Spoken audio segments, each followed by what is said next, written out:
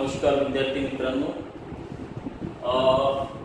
यावर्षी फर्स्ट इयरला BA ला यावर्षी नवीन सिलेबस नुसार जो कोर सब्जेक्ट आहे त्यालाच आपण मेजर किंवा कोर सब्जेक्टचा जो पहिला पेपर आहे तो आहे फिजिकल जिओग्राफी। नवीन सिलेबस नुसार BA फर्स्ट इयरला फिजिकल जिओग्राफी हा विषय आपल्याला अभ्यासाला आहे। त्या BA फर्स्ट इयरला जे नवीन एज्युकेशन पॉलिसी नुसार जो सिलेबस आता त्यांनी जो तयार केलेला आहे त्या सिलेबस नुसार फिजिकल जिओग्राफी हा विषय आपल्याला अभ्यासाला आहे। तर साधारणतः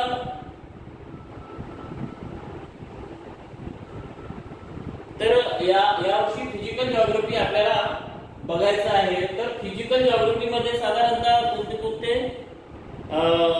कोणते टॉपिक आपल्याला घ्यायचे आहे त्याविषयी आपण थोडं माहिती करून घेऊ। तर फिजिकल जिओग्राफीला यावर्षी आहे इंट्रोडक्शन टू फिजिकल जिओग्राफी। पहिला टॉपिक आहे introduction to physical geography. Introduction of physical geography. तर हा पहिला टॉपिक आहे इंट्रोडक्शन ऑफ फिजिकल जिओग्राफी। जे फिजिकल जिओग्राफी याला आपण भौतिक भूगोल किंवा प्राकृतिक भूगोल असे म्हणतो, बरोबर आहे। भौतिक भूगोल किंवा प्राकृतिक भूगोल। मग भूगोल शाखेमध्ये प्राकृतिक भूगोल किंवा भौतिक भूगोल हे जे उपविभाग जे आहे ते कशा प्रकारे भूगोल विषयामध्ये शिकवले जातात किंवा भूगोलाचे एकूण ब्रँचेस किती याविषयी आपण नंतर पाहू। परंतु आपण सिलेबस यावर्षी काय काय शिकणार आहोत फर्स्ट इयरला त्या संदर्भामध्ये आपण थोडक्यात इथे माहिती घेऊ। तर पहिला टॉपिक आहे इंट्रोडक्शन ऑफ फिजिकल जिओग्राफी, म्हणजे भौतिक भूगोलाची माहिती, म्हणजे त्याची प्रस्तावना एकंदरीत। आणि नंतर मग दुसरा आहे यामध्ये मीनिंग, कशाचं फिजिकल जिओग्राफीचं मीनिंग। त्यानंतर नेचर अँड स्कोप, ठीक आहे। त्यानंतर मग आहे ब्रँचेस, त्याचे ब्रँचेस ऑफ फिजिकल जिओग्राफी।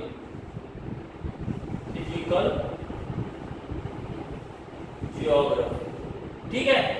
तर हा झाला युनिट 1, हा युनिट 1 आहे।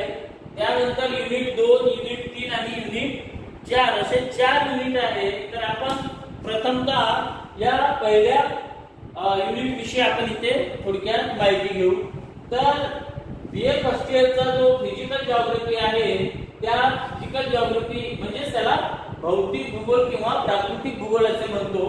तर यामध्ये युनिट 1 मध्ये साधारणतः introduction of the physical geography म्हणजे याच्या प्राथमिक जी माहिती आहे त्याचा परिचय आहे, भूगोलाचा जो परिचय आहे,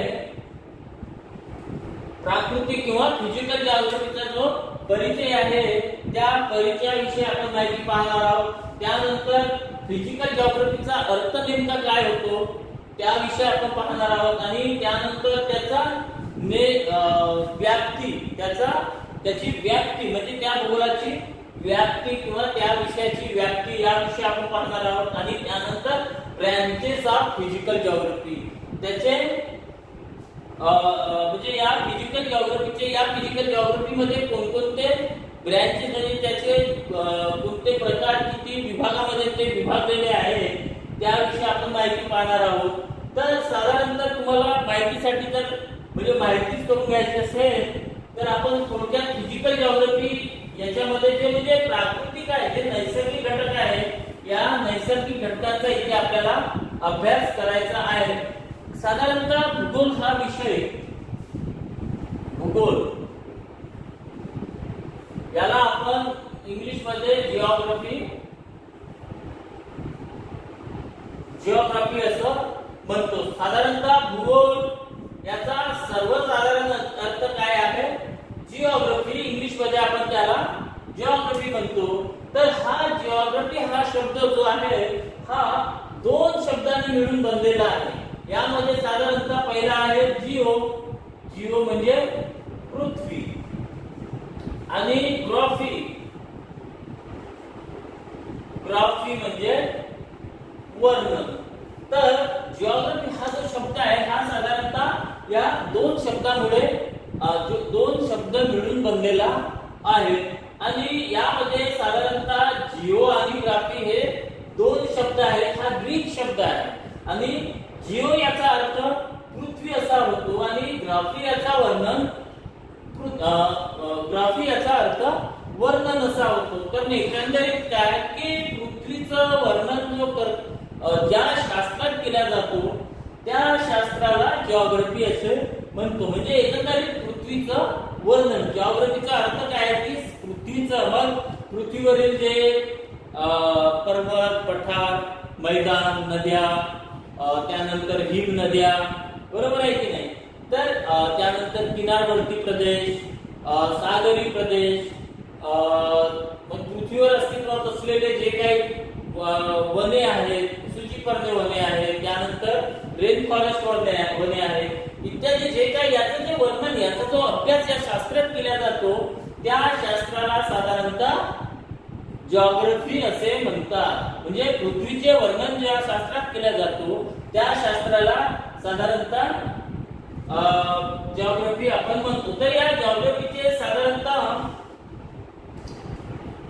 तुम्हाला माहिती पहिला वर्ष आहे, तुम्हाला माहितीसाठी तुम्हाला या विषयाची माहिती असावी म्हणून सांगत आहे. तर याच्यामध्ये साधारणतः जिओग्राफीचे दोन विभाग पडतात. एक आहे ह्युमन जिओग्राफी आणि दुसरा आहे फिजिकल जिओग्राफी.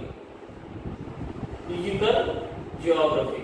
तर ह्युमन जिओग्राफी हा म्हणजे याला मानवी भूगोल म्हणतो. मानवी भूगोल. आणि हा प्राकृतिक भूगोल.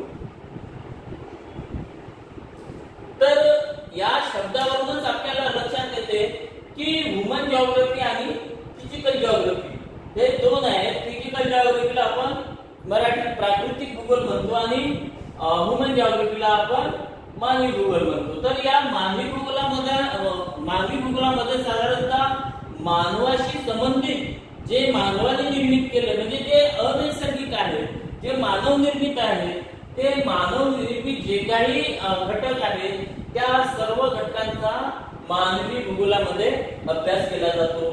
आणि प्राकृतिक भूगोलामध्ये जे नैसर्गिक आहे, जे प्राकृतिक आहे, पृथ्वीशी संबंधित आहे अशा घटकांचा फिजिकल जिओग्राफीमध्ये अभ्यास केला जातो.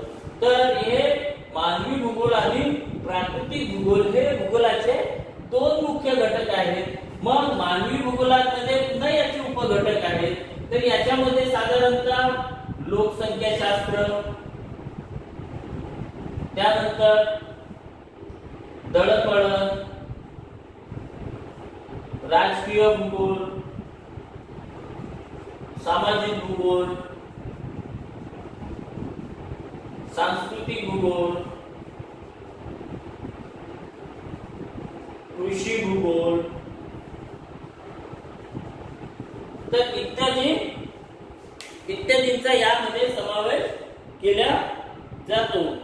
तर साधारणतः मानवी भूगोलामध्ये लोकसंख्या भूगोल, दळणवळण, राजकीय भूगोल, सामाजिक भूगोल आणि सांस्कृतिक भूगोल, कृषी भूगोल इत्यादी विषय हे मानवी भूगोलामध्ये शिकविले जातात किंवा त्यामध्ये अभ्यास केला जातो. आणि फिजिकल भूगोल म्हणजे फिजिकल जिओग्राफी, यामध्ये साधारणतः पहिले आहे भूआकृती विज्ञान म्हणजे भूरूपशास्त्र किंवा भूरूपशास्त्र.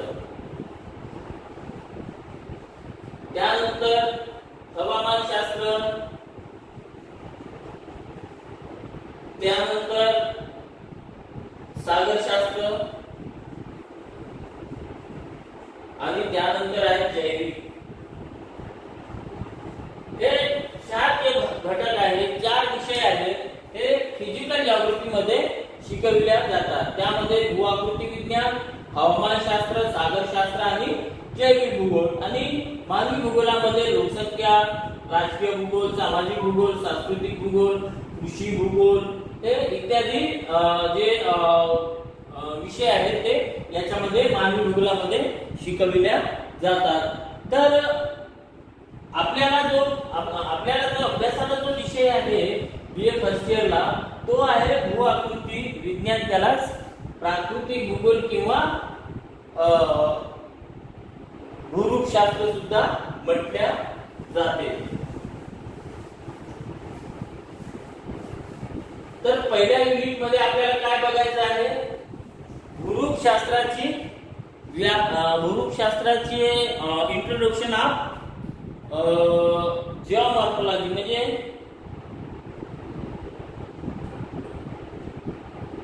तर आपल्याला इंट्रोडक्शन ऑफ फिजिकल जिओग्राफी, त्यानंतर मीनिंग, त्याचं nature, scope, elements, branches of physical geography, त्यानंतर लिथोस्फियर. सेकंड युनिट मध्ये कोणतं आहे,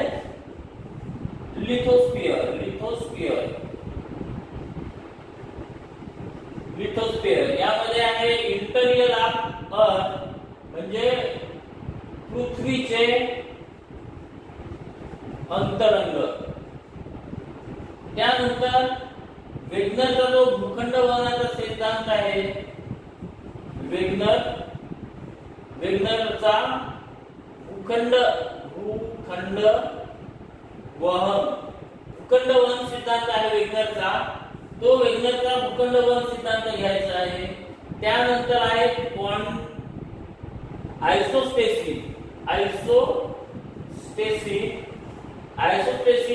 त्यानंतर प्लेट टेक्टोनिक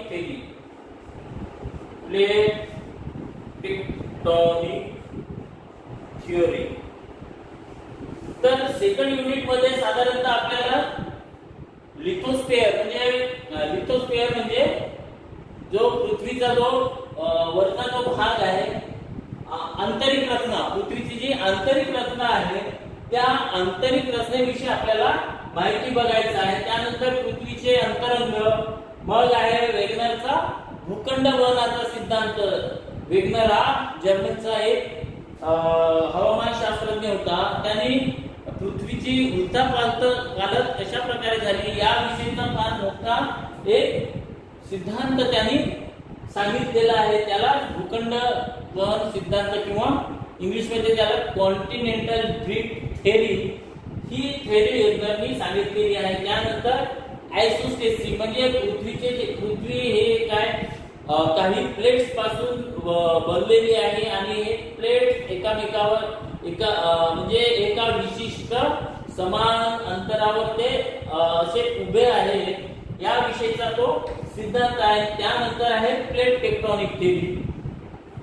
तर हे सर्व आपण सेकंड युनिट मध्ये बघणार आहोत. तर भूगोल हे सेकंड युनिट मध्ये यावर्षी आपण शिकणार आहोत.